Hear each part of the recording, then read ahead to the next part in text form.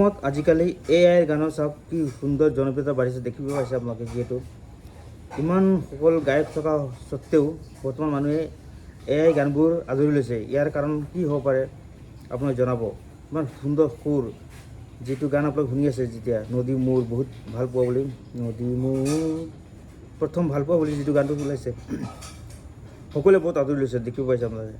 গতিকে এআইৰ গানবিলাক ইমান ভাল পাইছে কিয় আপোনালোকে জনাব।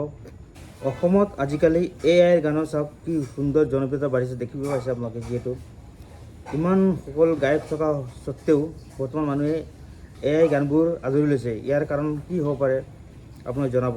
ইমান সুন্দৰ সুৰ, যিটো গান আপোনালোক শুনি আছে যেতিয়া নদী মোৰ বহুত ভাল পোৱা বুলি, নদী মোৰ প্ৰথম ভাল পোৱা বুলি যিটো গানটো ওলাইছে, সকলোৱে বহুত আদৰি লৈছে দেখিব পাইছে আপোনালোকে। গতিকে এআইৰ গানবিলাক ইমান ভাল পাইছে কিয় আপোনালোকে জনাব।